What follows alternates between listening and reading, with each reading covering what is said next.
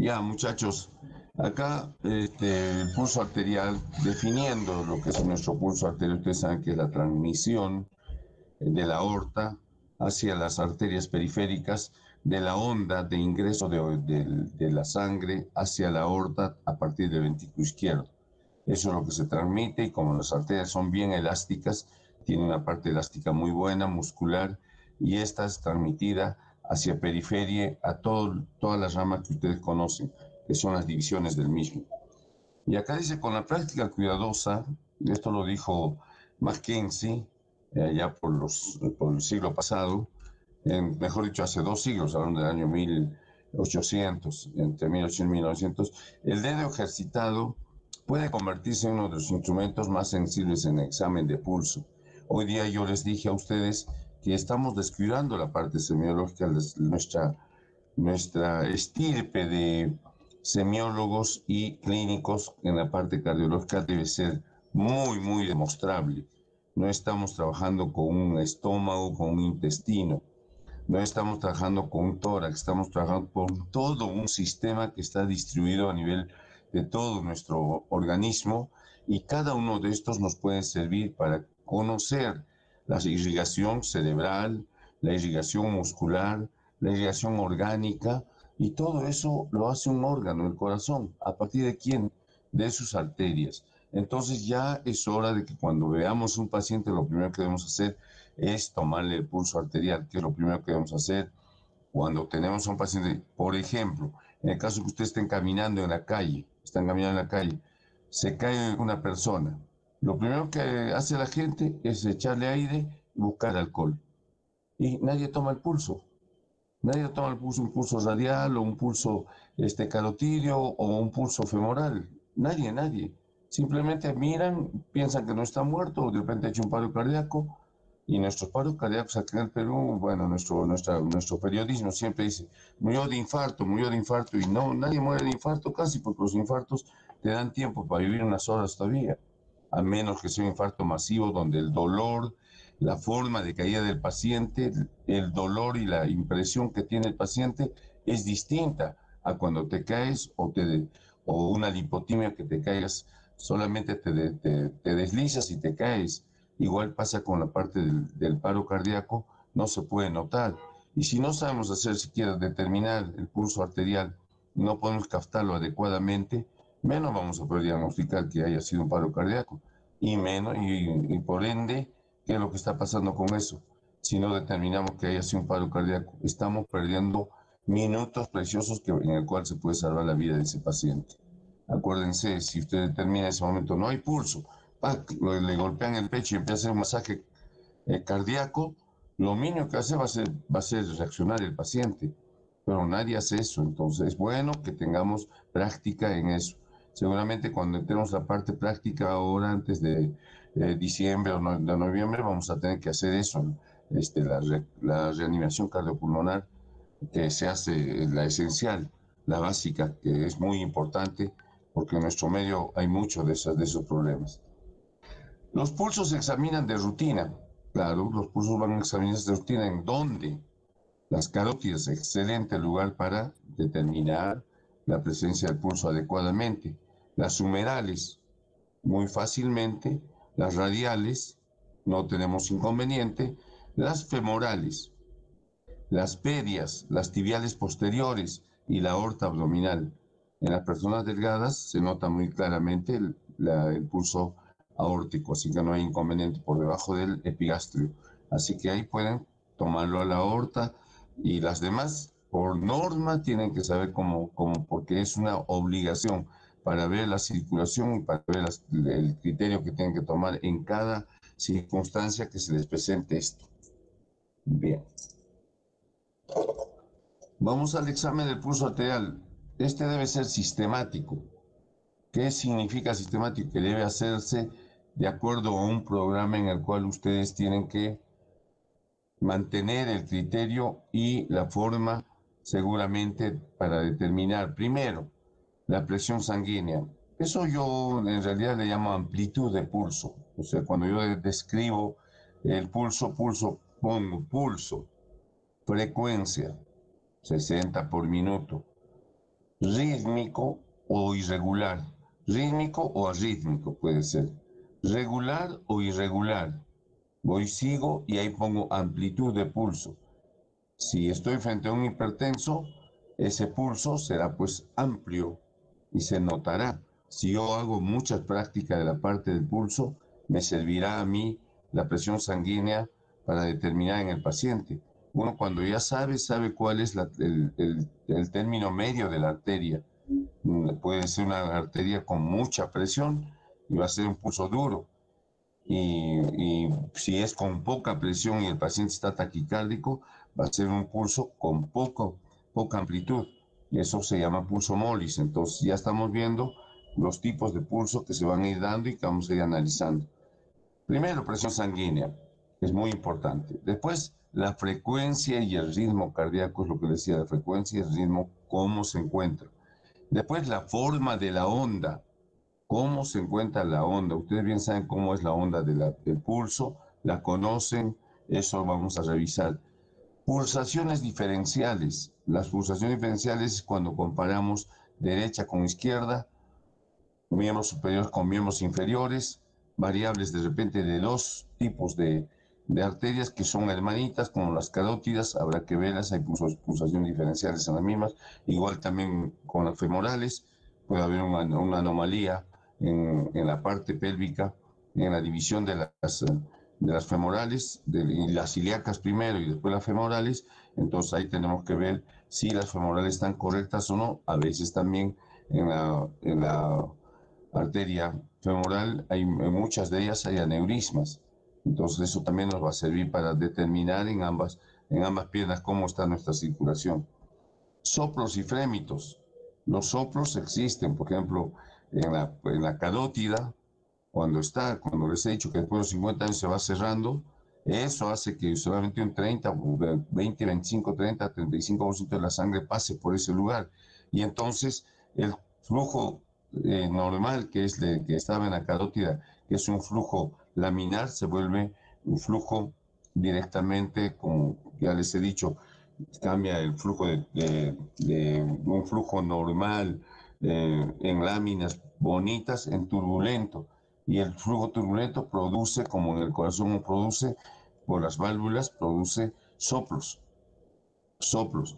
Y los frémitos. Frémito es cuando ustedes pueden palpar un soplo. Eso es lo que es un frémito. O sea, palpación del soplo. Eso es un frémito. Por ejemplo, tengo yo de repente un soplo bastante a veces de maquinaria que tengo a nivel, por ejemplo, de la mitral, por decirles. Ese pulso, si es muy fuerte y es muy agresivo, va a producir soplo. Ese soplo, perdón, va a producir frémito. O sea, que es la impresión palpable. O sea, ustedes palpan el soplo. Es como una raspada que les pega en la yema de la mano, de los dedos, perdón, la yema de los dedos, se presenta un raspado y eso se llama frémito. Tienen que aprenderlo a palpar. Si no saben, si encuentran un soplo y no saben palparlo, no van a encontrar nunca un frémito.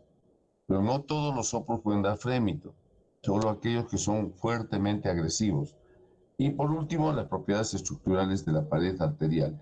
Eso es lo que vamos a encontrar. Y acá, como ustedes ven, el ritmo, pues irregular, regular, irregular, como ustedes ven en la parte derecha, y la frecuencia lenta, rápida. Puede haber taquicardia, puede ser bradicardia. Eso ya vamos a verlo en cuanto vayamos analizando el pulso. Sigamos. Bien, distinguimos el aumento de la presión arterial, cuando estamos definiendo presión arterial, por el pulso duro e incompresible. Incompresible, o sea, no pueden apretarlo porque es muy duro. Es el pulso durus. Eso se produce en la hipertensión arterial severa. Por eso un paciente que tiene 180 de pulso, perdón, de presión arterial máxima, tendrá ese tipo de pulso duro, fuerte, y lo van a sentir. Y por eso es que tienen que conocer y palpar los pulsos para poder saber cuál es el normal y cuál es el que puede ser de esta manera. Y la disminución de la presión, pulso compresivo y blando, ejemplo, en una hemorragia digestiva. o en una caída de presión por una hemorragia, hablemos por ejemplo de un embarazo ectópico que se ha roto, o de repente, una vez que hemos dicho, una ruptura de hígado o ruptura de vaso. En esos casos, el pulso es taquicárdico y molis, o sea, la presión se ha caído, se queda a 60, 50 y a veces no lo captan ustedes por la taquicardia que está a veces en 140, 150 o 130 y porque la amplitud del pulso es tan pobre que no lo pueden captar y menos si no lo practican. Entonces ahí está, ese es el pulso molis. La presión normal, ustedes piensan que nos manejamos con 120 milímetros de mercurio. Solamente podemos captar la máxima en el pulso duros y en el pulso molis, en ambos. La mínima por lo general pasa desapercibida para nosotros. Entonces es lo que sentimos al palpar el pulso. Normal 120 milímetros. Carlos Potaín y Rivas Roshi desarrollan el fingomanómetro, o sea, a términos del siglo XIX, perdón, por 1890, por ahí 1870. Ellos desarrollan el fingomanómetro, o sea, el tensiómetro que tenemos nosotros ahora.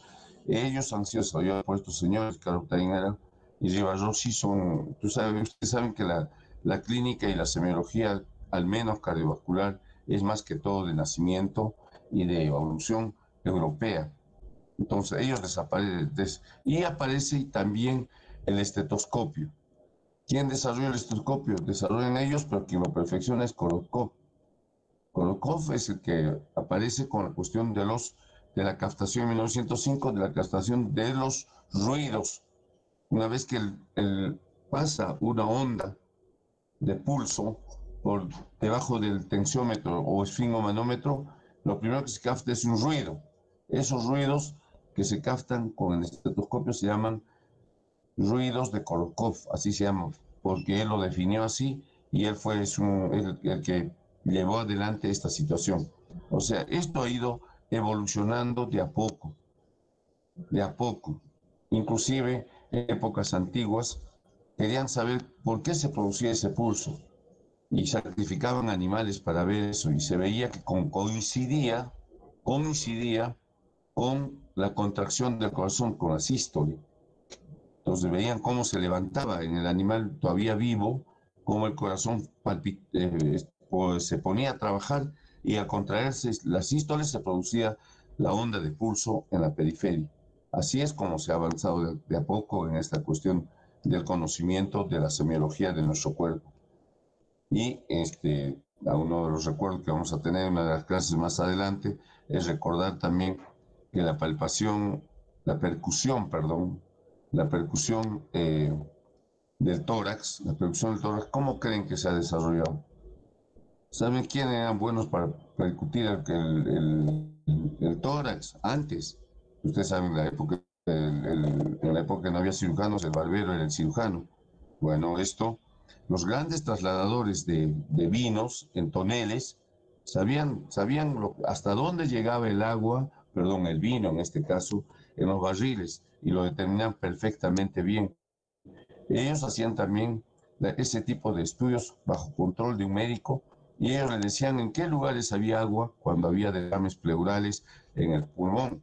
Imagínense cómo desarrolla la medicina a partir de estas cuestiones tan comunes y tan diarias que vemos y no sabemos conectarlos con la realidad de nuestro cuerpo. El manómetro puede ser, ya saben ustedes, el de mercurio o el aneroide. Y bueno, el manómetro que es de tensiómetro, mejor dicho, de mercurio, es el más sagaz, el que nos va a funcionar perfectamente y nos va a dar exactamente la presión arterial máxima y mínima. El aneroide es bueno cuando está nuevo. Una vez que ya lo usó un buen tiempo y se usan con continuidad, hay que regularlo. No, ya no funcionan igual. Entonces casi siempre, y ahora los tensiómetros que vienen ya los electrónicos y que se colocan directamente y no necesitan ni siquiera insuflar, esos hay que siempre regularlos con un tensiómetro de mercurio. Entonces, si el tensiómetro me da 120-80 y el aneroide me da 110-70, tendré una variable de 10 milímetros de mercurio que tendré que agregarle al aneroide para saber que está exactamente en ese nivel el tensiómetro. Esa es la manera regular. Eso lo tienen que hacer en su trabajo cuando les toque. Y siempre traten de pedir para vuestro trabajo, en un escritorio, en vuestro consultorio o en el consultorio del hospital y en el privado que tengan, cuando lo tengan, utilizar el tensiómetro de mercurio. Esa es la mejor manera de controlar a un paciente. Y hay técnicas para tomarlos y la variable de derecha e izquierda, siempre la derecha por la rapidez con que sale la sangre hacia el lado derecho, la presión es mayor que en la izquierda. Y ahí dice 10 a 15 milímetros de mercurio es la variable del brazo derecho con el izquierdo. Si tengo 120 en el derecho, en el izquierdo tendré 110. No siempre es así, o sea, de repente está 117 y en el otro está 120, pero simplemente que ese es más o menos el promedio intermedio para saber la diferencia entre la presión del brazo derecho con el izquierdo. ¿Y cómo controlarían? A ver, alguno de ustedes algún día ha visto o ha tomado la presión a un recién nacido? A ver, ¿alguno de ustedes ha visto eso o no han visto nunca? ¿Cómo le tomarían la presión a un niño? Hay tensiómetros de niños, pero no se puede captar muy bien. Primero por la frecuencia de los niños cuando nacen es de 140, 150 por minuto, y otra que inicialmente su presión es de 7, 6, y en ese momento a veces no lo podemos captar. Lo que tienen que hacer es al niño ponerle el bracito derecho arriba, o sea, lo acuestan y ponen para arriba el brazo. Y una vez que está arriba el brazo, le aprietan de la parte de la mano hacia abajo, le van apretando y lo van masajeando para que baje toda la sangre. Y hasta que se ponga pálido, no le ponen el tensiómetro. Se pone pálido el brazo derecho y recién le ponen el manómetro de mercurio. Y una vez que ponen el manómetro de mercurio, recién lo bajan el bracito. Y el momento que se pone rojo el brazo es la presión arterial máxima del niño, ¿ve? Es dificultoso en los recién nacidos. Entonces, esas técnicas hay que conocerlas también, así no los sorprendan a ustedes, porque pareciera que a un niño le puedes colocar el tensiómetro y insuflarlo y buscar la presión. No es tan fácil, no es fácil. El control de los miembros inferiores, casi siempre, porque el muslo a veces es muy grueso de una persona, tiene que hacerse en la pierna. Y esto compatibilizar con la parte de los brazos, eso es importante. Seguimos. Vamos a la frecuencia y el ritmo cardíaco. Y hay todavía cositas que tenemos que hablar de la presión arterial. Ya saben, la presión arterial siempre tómenla de una manera bien adecuada.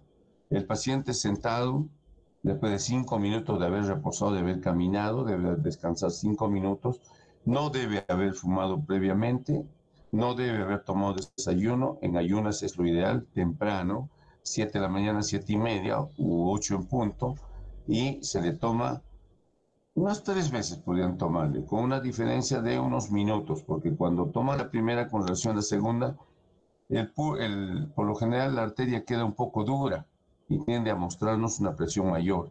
Entonces, por esa causa hay que hacerlo de esa manera.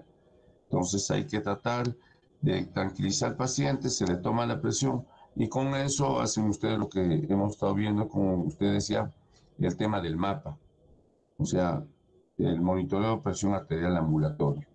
Eso es muy importante para determinar la presión media adecuada en los pacientes que tengan este tipo de circunstancias y tengan controlados adecuadamente. Eso, aparte de que también en estos pacientes, también otra de las cosas que tienen, pues la mayoría ya son hipertensos, hay que dejarlos que estén tranquilos, no preocuparlos. Bueno, puede haber algunas variables por la bata blanca, por esas circunstancias que puede, pero lo real es que hay que hacerlo de esa manera y eso es lo que nos da el pulso también. El pulso saltón, vamos a ver en qué características existe cuando la presión está alterada. El pulso saltón o el pulso que se da en la insuficiencia aórtica, esa se ve en el cuello, se ve en varios lugares del cuerpo y también pueden determinarlo en el pulso radial. Y cuando insuflen ustedes esto, que ustedes ven acá, siempre dejen el manguito el reloj, perdón, en la mesa o en un lugar adherido al manómetro o en su defecto en la ropa, porque tiene atrás un pequeño presor, la llave del, perdón, el reloj.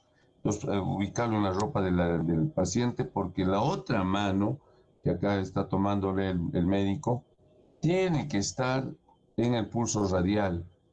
Porque si no, ustedes van a insuflar 120, 130, 50, 150, 200 y recién soltar. Y eso es lo que pasa con los tensiómetros ahorita, por ejemplo, los electrónicos. Ustedes se insufla por encima, lejos, lejos de normal. Se va hasta 200, 210 y recién funcionan para ir bajando de ahí. En cambio, cuando tenemos este estímulo o el de mercurio está puesto en un tubo, entonces no me molesta, yo solamente insuflo con la mano derecha y con la mano izquierda estoy comprimiendo la arteria radial para ver en qué momento he pasado la presión arterial media de la arteria radial y entonces ya no lo siento al pulso, ya no lo siento al pulso y entonces puedo decir que ya puedo soltar el manguito para poder saber exactamente su presión. Si no, van a hacer lo mismo que el tensiómetro de electrónico, que se van hasta 200 y recién van bajando de ahí. Si un paciente tiene una presión de 110/70, ¿qué necesidad hay de ir hasta 200? Si son con 130 ya desapareció el pulso, sueltan y no están, o a veces a una pacientita de edad, a unas abuelitas, abuelitos, comprimirles el brazo a más de 200 es incómodo. Entonces hay que tratar de siempre manejarse con la otra mano, controlando el pulso y con la otra mano insuflando el tensiómetro. ¿Puedes seguir un ratito, no? Bueno.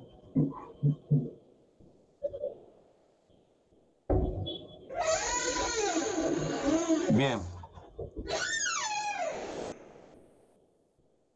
Vamos a lo que es la frecuencia del ritmo cardíaco. ¿Ya? En el pulso radial, ya ves, también se oculta como alternativa. El pulso radial quizás es el más frecuente al cual asistimos. Cuando termines, aprietas esto y acá entras, mira. Calma, Ya. entre tus alumnos. Ya.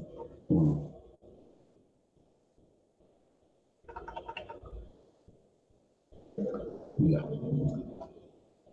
Ahí el pulso radial es el pulso, digamos, estrella para tomar en un paciente, ¿no? Porque está encima de un sistema óseo donde nos permite comprimirlo, apretarlo fuertemente o simplemente al palparlo suavemente ya lo pueden notar. Y también pueden ocultarlo en algunos casos, no hay ningún problema. Puede haber algunas variables con el pulso radial y eso van a ver. Antiguamente, como les digo, la frecuencia cardíaca del paciente se determinaba con la respiración del médico. El médico iba y pasaba visita en la época media, la época moderna también, y se ponía al lado del paciente, medía, tocaba el pulso radial o el pulso carotídeo y lo tomaba. Y con su respiración, él medía cuánto era la frecuencia cardíaca del paciente. Por lo general, por respiración del médico, tenía que haber 4 contracciones cardíacas para decir que el paciente estaba normal. O sea, promedio 80, a veces nosotros tenemos una frecuencia de 18, 20, bueno, 70, 80 era el promedio medio de la gente, entonces con eso, con la respiración del médico se podía hacer eso. Inclusive en algunas circunstancias el médico iba sin tomar desayuno, bien concentrado a tomar la frecuencia del pulso y ver el ritmo cardíaco del corazón. El ritmo también era medible a partir de eso, porque ya había pues todas las enfermedades que tenemos ahora, ya existían, la fibrilación auricular, seguramente ya había muchas de las enfermedades que tenemos existían como tal, entonces tenía que darse eso. En 1709, un inglés, Sir John Floyer, hace construir el primer reloj con segundero y ahí cambian las cosas. Ahí el reloj, en esa época todavía el reloj parece ser que era solamente los de arena, los antiguos, y los otros que eran prácticamente relojes que medían solamente las horas. Y a hizo construir el reloj con segundero poniendo como límite el minuto. Y el segundero tenía que dar una vuelta al reloj y entonces daba la frecuencia cardíaca por minuto. Entonces ahí ya empezamos a regular la frecuencia cardíaca, que ustedes bien saben que puede ser 60, 70, 80, 90 por minuto. El otro día conversamos con el segundo grupo y hablamos de esta situación de que a mí no me, con los años y experiencia que tengo, no me cuadra mucho que 99 no sea taquicardia, ¿no? O 92 no sea taquicardia. De verdad que ya con 90 para arriba ya deberíamos decir taquicardia, pero en el argot normal y en la clasificación está que de 100 para arriba recién es taquicardia. Será porque a partir de 100 también, será porque a partir de 100 también tengan en cuenta, ustedes comienzan a sentir las palpitaciones del corazón. Las palpitaciones del corazón no se sienten hasta que llega la frecuencia 100. Ahí es donde se comienza a sentir cuando uno hace ejercicios o hace algún tipo de actividad física, cuando comenzamos a correr y todo eso, nuestro cansancio y nuestra palpitaciones comienza a aparecer cuando pasamos de 100 por minuto. Por eso la taquicardia está por encima de eso, 100 por minuto. En la fibrilación y el pulso alternante hay déficit de pulso. Esto es cuando ustedes palpan el pulso. Déficit de pulso es cuando ustedes tienen un pulso muy bajo y eh, digamos como el pulso molis, así un poco taquicárdico y con un pulso que se nota y otro pulso que no se nota. Entonces hay déficit de pulso. Por eso en la fibrilación, ustedes pueden ver que en la fibrilación, cuando toman el pulso en la arteria radial, van a tener una frecuencia de, supongamos, de 90 por minuto. Muy bien, 90 por minuto, se supone que ocultan el corazón y el corazón está con 110. Eso se llama déficit de pulso. O sea, cuando el pulso no es la misma confirmación de las contracciones cardíacas. ¿Y por qué se produce esa situación en la fibrilación auricular? Simplemente se produce porque hay momentos en que la contracción, por la velocidad que tiene la fibrilación, agarra prácticamente al ventrículo vacío. En algunas, la diástole llena 50, 60 centímetros, entonces sale la sangre y hay una palpación de pulso. Pero hay un momento en la fibrilación, ¡tum, tum! No ha dado ni siquiera medio segundo ni cuarto de segundo para que se llene el ventrículo, entonces el ventrículo queda vacío y cuando se contrae no expulsa nada. Entonces no se estira. Por eso les decía, la transmisión del pulso es la transmisión de la aorta. La aorta su elástico no se abre y al no abrirse su elástico no se transmite el pulso a la arteria radial. Pero que lo hayan entendido en una palabra. Cuando dos contracciones son muy cercanas, no hay diástole y al no haber diástole no hay llenado ventricular y al no haber llenado ventricular no hay dilatación de la arteria aorta. Al no haber dilatación de la arteria aorta no hay pulso en periferia. Y el pulso alternante es aquel pulso que en la insuficiencia cardíaca también a veces tenemos taquicardia ya. El pulso alternante es aquel en el cual una contracción buena del corazón es seguida por una contracción mala, o sea, por una contracción muy pequeña, debido a que está totalmente, por eso se llama alternante. Una gruesa, una chiquita, una gruesa, una chiquita, así más o menos. Entonces hay déficit de pulso porque a veces el pulso alternante no lo podemos captar adecuadamente, ¿ya? Entonces hay que tener en cuenta esas situaciones cuando hay déficit de pulso. Entonces por eso les digo, hay déficit de pulso en la fibrilación porque las contracciones ventriculares no dan tiempo a un llenado ventricular y esta no transmite a periferia. En cambio, de repente en el pulso alternante sí se nota el pulso, pero son chiquititas. Digamos, en una contracción por la insuficiencia cardíaca se expulsa 70 centímetros, pero en la otra se expulsa 25 o 30 centímetros porque el músculo cardíaco está cansado, no trabaja adecuadamente. Hay pulso ahí, pero es un pulso pequeño y no lo captan. Entonces hay que tener en cuenta esas patologías para saber. Y la fibrilación, por obviedad, ustedes bien saben que la fibrilación auricular es una de las patologías más grandes que tenemos dentro del circuito cardíaco. y pues, por, es por muchas causas, alteraciones del sistema cardionéctar, por la valvulopatía. En las valvulopatías, en las 4 valvulopatías se produce fibrilación auricular. En la insuficiencia cardíaca, fibrilación auricular. Entonces, en todo, casi en el final de los problemas de un paciente, siempre está la fibrilación auricular. Bien, Mackenzie en su capítulo Frecuencia aumentada del pulso agrupa 3 grupos y esto es como una teoría o un criterio que nos dio desde hace años. Incremento de la frecuencia por necesidad. Un ejemplo que les voy a decir, frecuencia aumentada de pulso, estamos hablando nada más, un incremento de la frecuencia por necesidad, ¿en qué caso sería? Por ejemplo, en las hemorragias. En las hemorragias, mi cuerpo ya no tiene 5 litros, tiene 4 litros, 3 litros y medio y sigo sangrando. No sé si vuelvo a reiterar, si es una persona, una mujer joven y estaba embarazada, pues una ruptura como les vuelvo a decir, que está de moda y está muy frecuentemente dándose esto, el embarazo ectópico, puede ser por esa causa. Ahora, un muchacho que ha sido atropellado por un vehículo puede ser ruptura hepática, puede ser ruptura de vasos. O otra puede ser, por ejemplo, un acuchillamiento que va a producir hemorragia, especialmente a nivel de tórax o también abdomen. Entonces, o una hemorragia digestiva. Va a aumentar la frecuencia por necesidad porque el cuerpo necesita sus 5 litros. Pero cuando yo comienzo a sangrar, ya no tengo 5 litros, tengo 4 litros y medio, después 4 litros. Entonces la frecuencia de mi corazón tiene que aumentar y eso tiene que notarse en el pulso.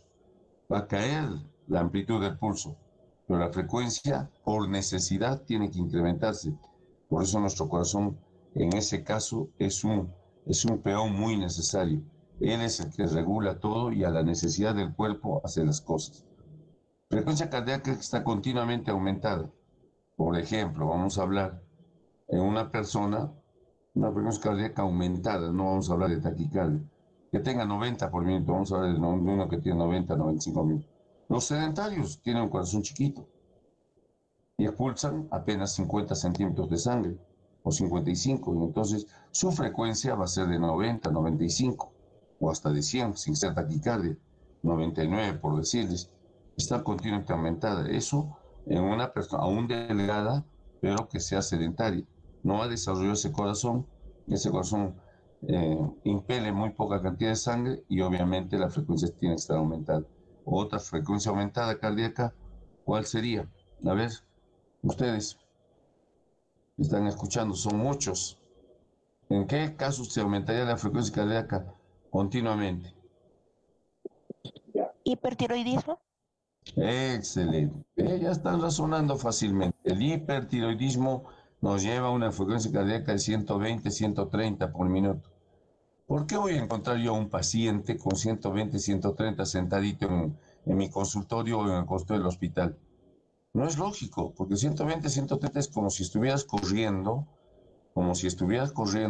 más o menos, ya como media hora o una hora estás corriendo, a esa frecuencia vas a llegar corriendo y en el hipertiroidismo tú estás sentado y no tienes por qué tener, bueno, es la hormona tiroidea la que lleva eso. Por eso en el hipertiroidismo es altamente peligroso para el corazón, porque venimos a decirle que si comparamos con un carro,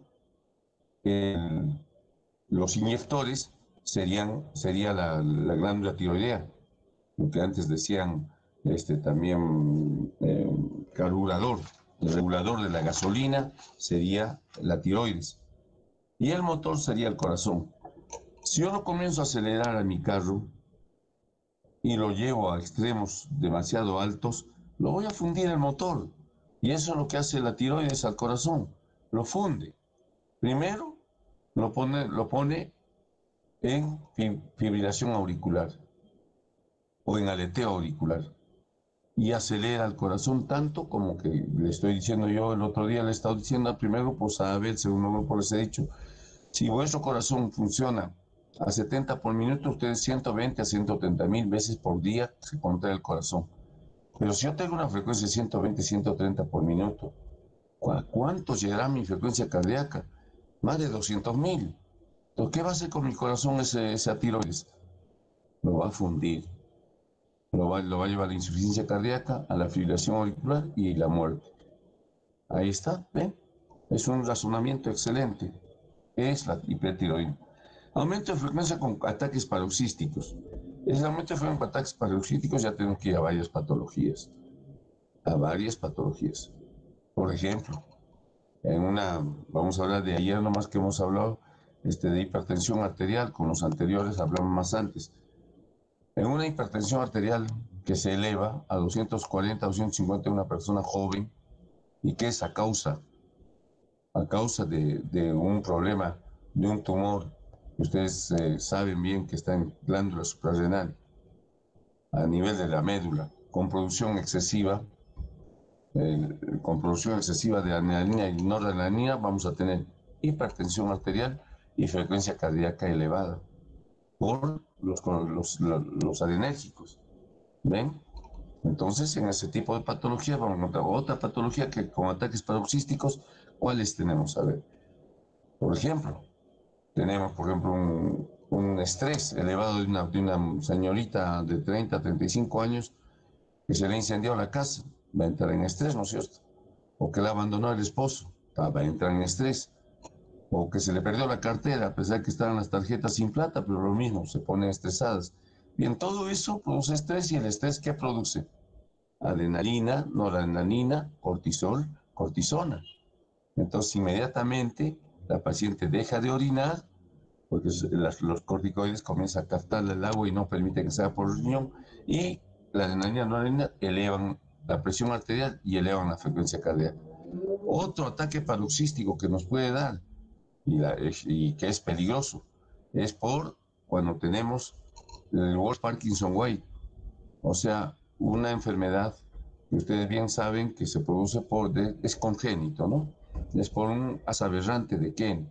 El asa aberrante de Kent produce una doble estimulación del corazón cuando está expuesto a chocolates, a estimulantes, al alcohol, a cigarrillo y a muchas cosas, incluido el sexo también. Entonces, todo eso produce incremento paroxístico de la frecuencia cardíaca.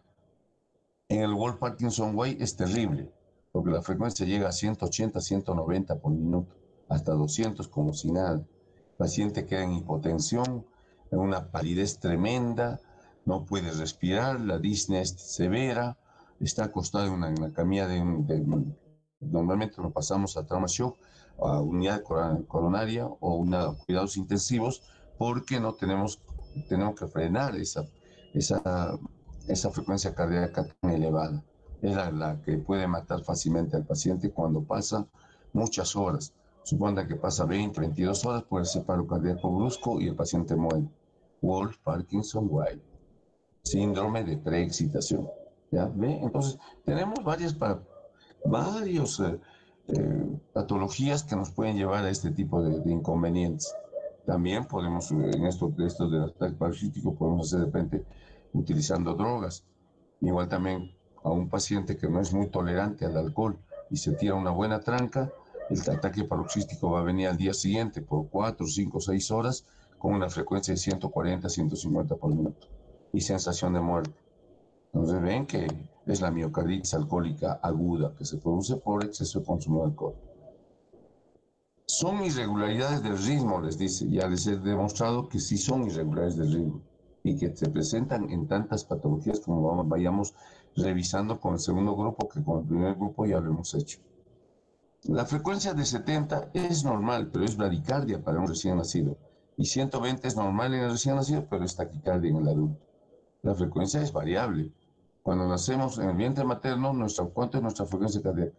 140, 150. Eso lo terminamos por el PINAR. El primer estetoscopio de nuestra historia, la que descubrió Korokov, la que hicieron en el siglo XIX, era un estetoscopio PINAR. Era esa maderita larga que se ponía en distintos lugares del pecho para captarlo del corazón. Entonces se escuchaba y se apoyaba en la maderita para escuchar la frecuencia cardíaca o a veces los soplos, bueno, no sé si habrán escrito muchos soplos en esa época, pero así era, así se manejaba estas cosas. Entonces, como tengo un 140, 150, y con un estethoscopio pinal, pero ahora ya hay el Sónica IR, ya tenemos aparatitos tan modernos que ya no necesitamos de esos aparatos antiguos para determinar una cosa. Y de frente ya lo meten a la maquinita, a la madre, y hasta ya sabemos lo de la madre y del niño al toque. Pero si están en el interior de las provincias, no van a tener eso. Entonces hay que conocer todo eso y saber meter el oídito, dónde ponerlo y todo eso. Y cuando captamos nosotros con el pinar, es los ruidos del niño, estos son 140, 150, y cuando baja de 140 para abajo nos da temor. Hay sufrimiento fetal. ¿Ven? O sea, con la bradicardia del niño, si está en 130, 120, es sufrimiento fetal. Urgente, hay que sacar a ese niño, algo está pasando. O hay una placenta previa, o que se está despegando, o está de repente presentándose en ese momento un sufrimiento fetal por mala porción del niño, o lo que sea, pero hay que sacarlo al niño urgente. Porque ese sufrimiento fetal, miren, con 130, 120. Y es lo que nos dice esto. Un recién nacido, 70, para nosotros el 70 es normal, pero para un niño, 140, 150 en el vientre, y cuando sale del vientre, queda todavía el primer año casi con 130, 140. Así que eso se mantiene. Pero para nosotros eso ya sería taquicardia, ¿no? Bueno, son las variables que existen en esta situación. La pérdida completa del ritmo regular se da en la fibrilación auricular, en las extrasístoles ventriculares múltiples, los cuales modifican el ritmo. La pérdida completa del ritmo, porque en la fibrilación auricular hay 300 o 400 estimulaciones de las células de las aurículas que están disparando contra el nódulo auriculoventricular para ver quién pasa para el otro lado. Por suerte, el nódulo auriculoventricular es el que regula y deja pasar una determinada cantidad. Si es 120, será fibrilación auricular con respuesta ventricular alta. Si es entre 100 a 99, con frecuencia, fibrilación auricular con frecuencia ventricular controlada. Y si es por debajo de 60, será con frecuencia cardíaca baja, en este caso, fibrilación auricular con frecuencia cardíaca baja. La única causa por la cual se produce esta es cuando el paciente está intoxicado por digitálicos. Paradójico pensar, ¿no?, que en una fibrilación auricular tengamos frecuencia cardíaca baja, por decirte 45 o 50. Es paradójico para nosotros porque la fibrilación siempre es aumento de frecuencia cardíaca. Entonces, pero si estamos antes de 99, diremos que está controlado. Si es de 100 para arriba, es alta. Y baja no se tendría que dar, pero sí se da porque nosotros para controlar en varias partes de los estudios vimos que la fibrilación auricular lo controlamos también con los digitálicos. Y entonces los digitálicos son los que regulan la frecuencia a nivel auriculoventricular. Y ahí es donde evitan la desprogresión continuada y producen una baja de la frecuencia, y esta pasa al ventrículo y la frecuencia cardíaca en el ventrículo baja.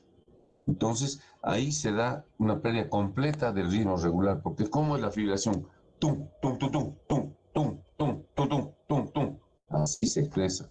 No es igual que la contracción normal, pues tum, tum, tum, tum. Cada segundo se contrae el corazón suavemente y correctamente. En el otro no. De acuerdo a los estímulos que pasan ya sea de la aurícula derecha y de la aurícula izquierda, porque hay un montón de nódulos que están ahí pequeñitos y que el único que mandaba era el nódulo sinusal, perdió su capacidad del nódulo sinusal, ocurrió algo y entonces se liberaron los otros y comienzan a enviar en cantidad estos estímulos para pasarlos al ventrículo, lo cual sería mortal si no hubiera el nódulo ventricular. Se imaginan 300 estimulaciones que recibe el nódulo y lo deje pasar al ventrículo, eso es muerte para nosotros. En el World Parkinson White, como les digo, se llega a 170, 180, 190. Entonces nos damos cuenta que de todas maneras nosotros somos muy resistentes a todo, pero nosotros somos también los que destruyen nuestro organismo. Y en las extrasístoles ventriculares, lógicamente una fibrilación ventricular o en taquicardias ventriculares severas o en fibrilaciones ventriculares, porque también hay fibrilación, pero eso ya es sensación de muerte, se huele a muerte y ya el paciente su contracción es tan brutal que ya prácticamente está fibrilado y no va a dar ningún tipo de respuesta. Entonces, todo eso hay que darse cuenta y que estas dos patologías lo que hacen es anular nuestra capacidad y la capacidad del corazón de irrigar el organismo, Entonces, si no hay irrigación al cerebro, 3 minutos y te vas. Si no hay al corazón, 6 horas, 8 horas después de un infarto, te vas. Y si no hay en el músculo esquelético, 24 horas, muere el músculo esquelético. Todo tiene su razón y su conducta en estos casos.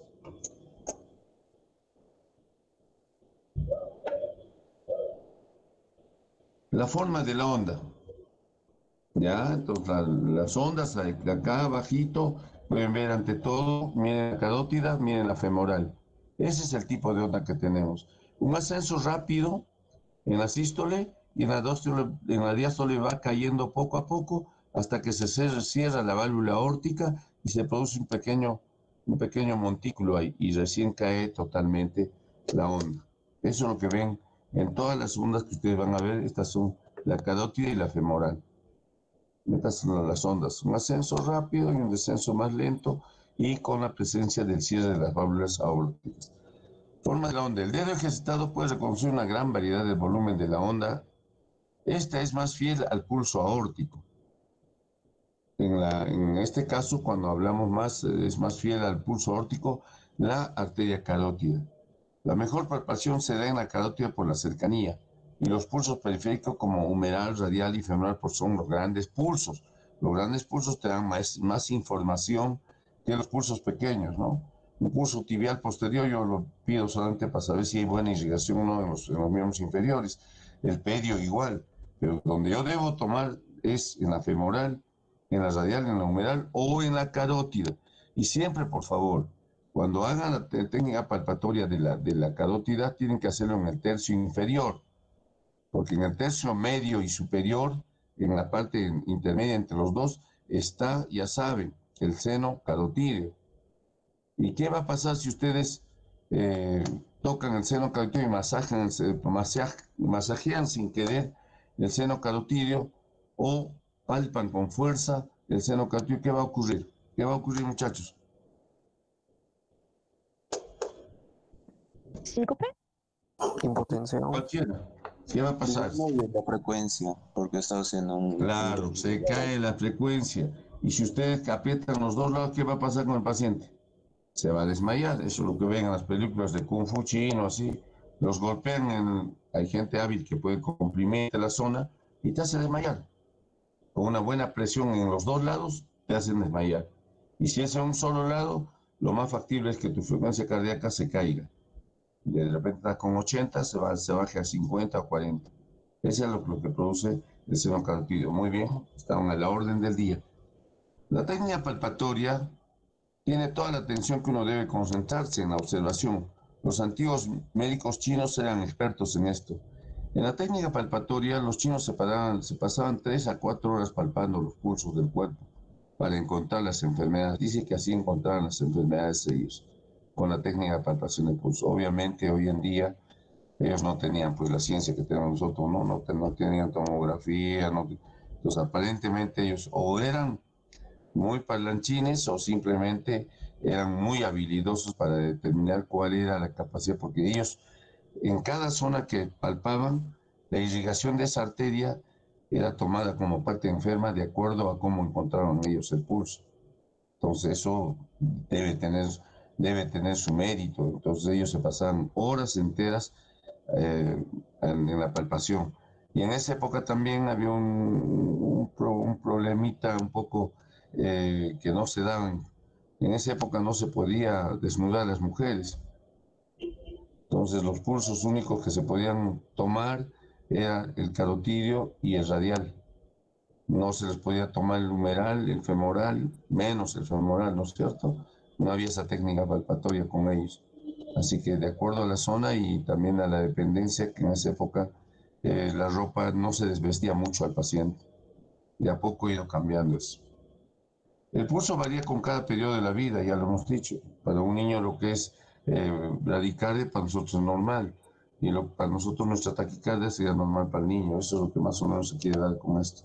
La onda de pulso tiene una rama ascendente, se eleva rápidamente, acá lo están viendo, y toma un pico redondeado. La rama descendente es menos escarpada, que coincide con el cierre de las válvulas aórticas. Ahí le está definiendo prácticamente cómo se presenta el pulso y cómo se presentan las ondas, cómo pueden captarlas en las arterias carótida y femoral.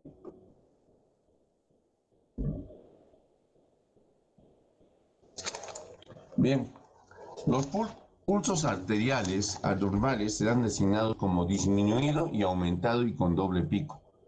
Claro, los pulsos arteriales, como hemos dicho hace rato, los disminuidos son aquellos que son tipo molis y los aumentados son los de los hipertensos.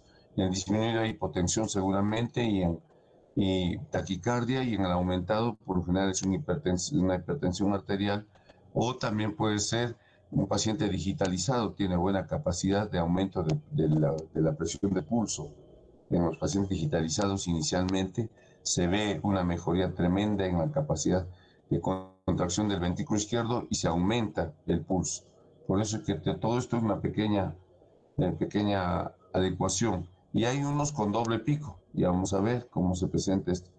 El pulso disminuido se siente en la frecuencia ventricular izquierda disminuida, o sea, insuficiencia cardíaca izquierda, fracción de eyección baja, fracción de eyección baja.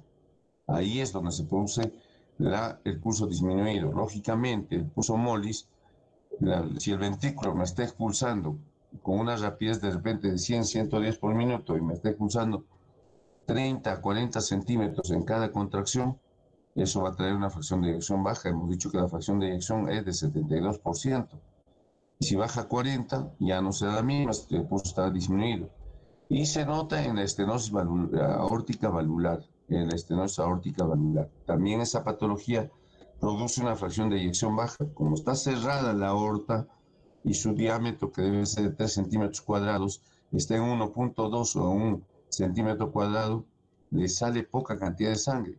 Y quien sufre es el ventrículo izquierdo, que se agranda, y ahí primero la hipertrofia ventricular y después va a ir a la insuficiencia ventricular. Entonces, en la estenosis aórtica valvular se presenta eso. Y también en la fracción de eyección baja, que la fracción de eyección baja se da en la insuficiencia cardíaca. El pulso arterial aumentado en la insuficiencia valvular aórtica es la hipertensión aórtica, nada más. Y ahí, aparte, hay asistolias. El pulso arterial aumentado en la insuficiencia valvular aórtica es el que hemos hablado del que tiene presión arterial diferencial muy grande.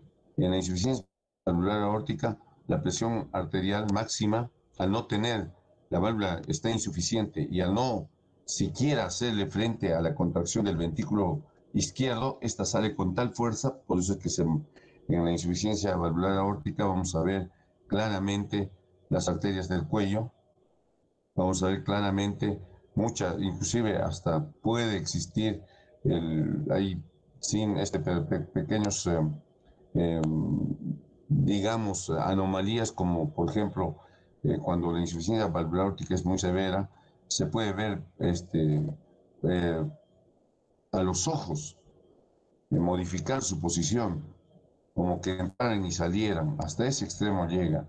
Entonces, mucho mayor se puede notar a nivel de las carótidas. Ahí se nota el baile o la danza arterial. Ese es por la insuficiencia valvular aórtica. Entonces, la presión arterial de este paciente, al no haber una contraposición por parte de la válvula, sale con fuerza, con la fuerza que impele el ventrículo izquierdo, y esta puede tener 170, 160 de presión arterial. Y como no hay también, para que en las ondas ustedes ven que tiene que notarse el cierre de las válvulas aórticas, y estas no se cierran porque están en insuficiencia, prácticamente la sangre se cae nuevamente y no hay presión diastólica. La presión diastólica se baja a 40, a 30, a 20, y a veces en algunos casos hay presión arterial 140, 150 máxima y 0 la mínima. 0 la mínima. Bien. En la hipertensión aórtica, ya también se puede producir variables de este tipo. La hipertensión de aorta se puede producir también cuando hay este tipo de insuficiencia valvular. El pulso alternante en la función ventricular izquierda disminuida que se acompaña con disnea apreciable. El pulso alternante de la función ventricular izquierda, o sea, es lo que hemos dicho hace rato. ¿En qué caso se presenta el pulso alternante? El pulso alternante, ya les dije, está en la insuficiencia cardíaca. Y esto es cuando hay una función ventricular izquierda disminuida. Y ya prácticamente cuando entras en ese estadio de que hay un pulso alternante, estás en estadio 3 de insuficiencia cardíaca. Y en el estado 3, ¿qué aparece? Aparece la disnea. En el primero aparecen los edemas, la taquicardia, todo.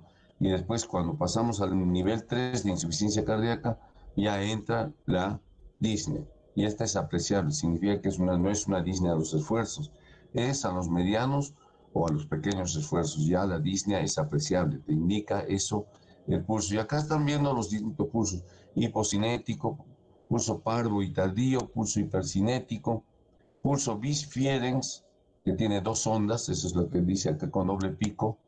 Se produce también el pulso dícroto, también eso se produce como consecuencia de fallas valvulares. Y el pulso alternante, eso es lo que les decía, miren, una onda grande y una onda chiquita, una onda grande, otra onda chiquita. Es el pulso alternante de la insuficiencia cardíaca cuando está ya el ventrículo está cediendo completamente. Ya se estiraron las fibras musculares del lado izquierdo y está entrando el paciente en un estadio ya en el cual cada vez va a ser, la insuficiencia cardíaca va a ser más severa. El pulso paradojal descrito por Kussmaul es la caída de la presión sistémica en la pericarditis constrictiva, no obstructiva, constrictiva. ¿Se acuerdan que en la pericarditis constrictiva hablamos de una enfermedad clásica que acá en nuestra tierra existe y que producía una pericarditis constrictiva? ¿Cuál era? ¿Qué enfermedad produce pericarditis constrictiva?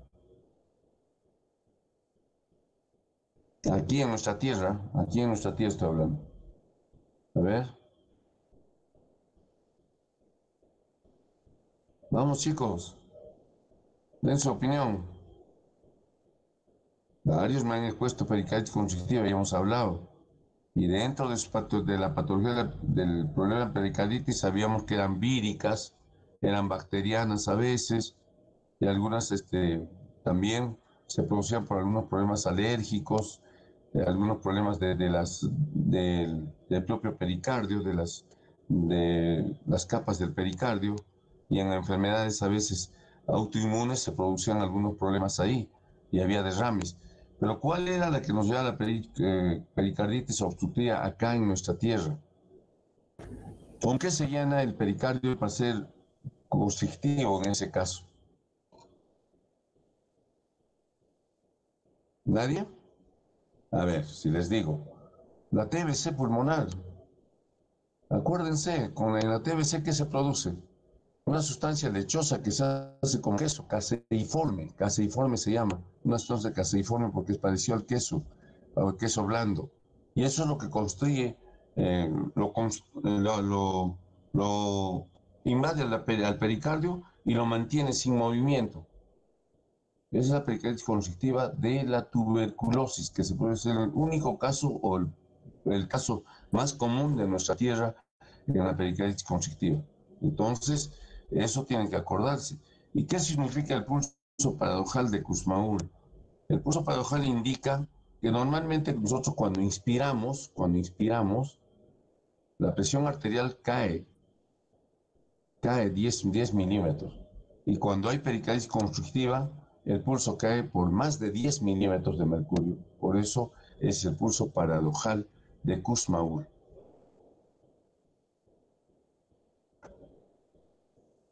Pulsaciones diferenciales. Hay que comparar los pulsos derechos con los izquierdos, miembros superiores y miembros inferiores. Asimismo, su disminución, ausencia o aumento selectivo. Y ahí tenemos que ver, el sistema indica 0 cuando el pulso está ausente. Bueno, un paciente que se ha muerto le encuentra pues 0 de pulso, ¿qué vamos a encontrar?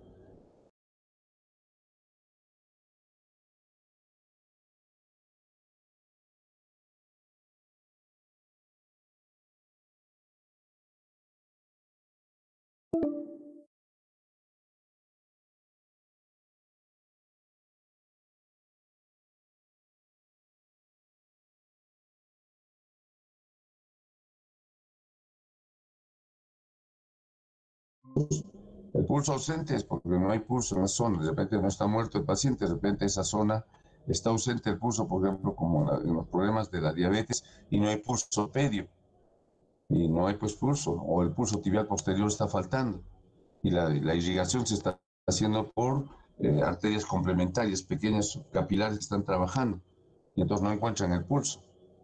Eso se puede producir, eso es muy común en la diabetes.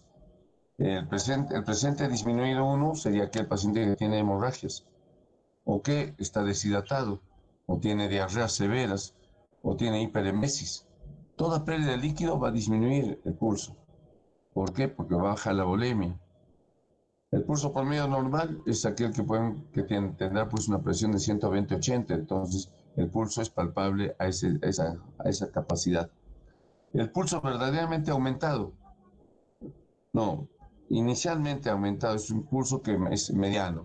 Podemos decir una presión que está aumentada por una volemia bastante incrementada y que no hay inconvenientes. A veces los pacientes están con un poquito más, pero ya ustedes los notan. Y el pulso verdaderamente aumentado es en hipertensión arterial cuando esta supera 16 milímetros de 160 milímetros de mercurio o 16 centímetros de mercurio, ¿no?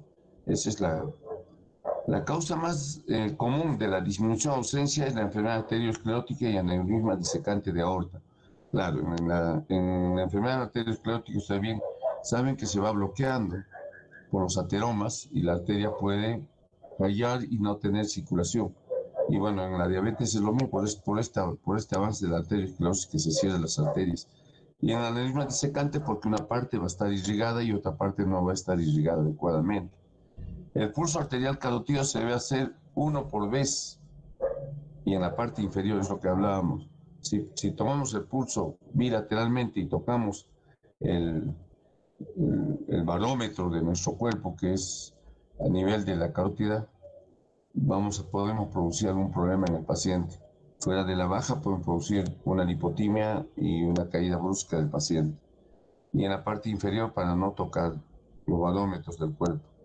La palpación de las arterias radiales y arterias tibiales posteriores deben hacerse permanentemente, especialmente en los diabéticos. Ellos son los que más sufren y aquellos que han tenido trombosis venosa profunda. Esos pacientes deben ser cuidados permanentemente para poder determinar cómo están las arterias radiales y cómo están las arterias tibiales posteriores, porque son los que regulan la irrigación a nivel de los miembros inferiores. Y ustedes bien saben que eso es, hoy en día está de boga, está de moda la trombosis venosa profunda. Y está de moda también todos los problemas que estamos viendo en los miembros inferiores que se producen necrosis y gangrenas. Entonces hay que tratar de cuidar a esos pacientes, pero ya desde tempranamente hay que cuidar de la hipertensión, la enfermedad arteriosclerótica, o sea, debe el paciente ya estar controlado bien de la presión, debe ya estar consumiendo sus estatinas, debe estar usando sus antiagregantes plaquetarios y si la cuestión ya es un poco más seria, ya tiene que estar anticoagulado. Así se vive ahora, así van a tener los pacientes. Y son pacientes que son obesitos y que están ya sobre los 50, 55 años y con problemas de salud severos. Es ahí cuando comienza a diferenciarse y hacerse pesado este problema de la circulación. Por último, ya vamos a los fémitos arteriales. Deben buscarse de su rutina en ciertos vasos. Si existe frémito arterial, la ocultación es obligatoria y van a encontrar, si hay frémito, encontrarán pues el soplo. Y si ocultan el soplo, y el soplo es bastante fuerte y agresivo, van a encontrar el frémito. El frémito, ya les he dicho, es la sensación palpable del soplo. Y de rutina se puede hacer esto en arteria carotidia subclavia femoral en adultos de edad avanzada. Pacientes de 70 años para arriba ya tienen, si a los 50, 55 ya bajó en la carótida la circulación a 30, 25%, se imaginan a los 70 años, ya la carótida lo que hace pasar es un 15 o 20% de la sangre a la parte cerebral. La subclavia igual para los brazos y la femoral también está totalmente deteriorado en su capacidad irrigatoria a nivel de los miembros inferiores. Entonces ya hay que ver, y por lo general ya encuentran arterias duras, pero duras por por las propiedades estructurales del corazón. Las propiedades estructurales, ahí es donde, perdón, de las arterias, reconocen la naturaleza elástica de las arterias sanas. Las paredes pueden estar engrosadas en su totalidad o por porciones indurados, como en el ateroma o en la arteria. También puede haber un tubo rígido en la calcificación degenerativa. Ahí ves que ya no palpa, no hay pulso, solamente es un pulso, es la arteria, se nota como un tubo duro, eso se nota en la radial, en la humeral y también en la femoral. Los aneurismas arteriales femorales son fácilmente palpables. Y en la aorta abdominal, ya pues acá tenemos aneurisma único de arteria femoral común. Ahí ustedes ven cómo se nota el aneurisma. Y la aorta abdominal debe palparse de rutina en adultos de edad avanzada para detectar aneurismas de aorta abdominal. Identificar la expansión sistólica y el soplo. El problema de la aorta abdominal es que después de los 60 años, aunque no crean, lo que no había en la época joven, cuando tenía 40, 50 años la persona, no había aneurisma. Después de 60 años, casi un 20% de la población que pasa los 60 años comienza a tener aneurisma de aorta abdominal. Algunos son grandes y te ocupan casi parte de la mitad del abdomen. Otros son medianos, pequeños, pero hay aneurismas. Hay aneurismas que son gigantescos a nivel de la aorta y no hay que hacer nada ya porque eso en cualquier momento va a romperse y ahí queda el paciente. Imposible enviar a Lima porque por lo general es 20 o 30 centímetros, ya es grande el aneurisma y prácticamente ustedes tocan solamente palpan con el espejo de los dedos la pared del abdomen y se nota cómo les va golpeando la arteria aorta, les golpea. Así que eso es muy común en los pacientes por la cuestión de la aterosclerosis que hemos conversado bastante. La aterosclerosis es la que forma las placas. Estas placas van saliéndose y dejan las paredes fácilmente dilatadas y esto va a llevar tranquilamente a un aneurisma de ese tamaño. Y bueno, las otras también que se pueden ver es en la parte como esta de la femoral, en el miembro inferior, y también puede verse algunas a nivel de la aorta torácica, pero eso ya con medios de radiografía o ecografía, o en resonancia, o también como ustedes quieran, como con tomografía. Bien, chicos, hemos terminado nuestra clase. Voy a tomarles lista. A ver, primero al grupo anterior, que no sé cuántos están. Abarca, Rubén. Bien, bien.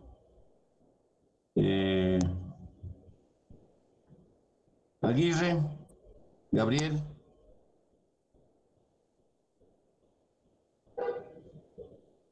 Gualdira, Mau. Presente, doctor. Sí, sí, te vi. Sí, sí, saliste en la pantalla. Indira, Naya. Presente, doctor.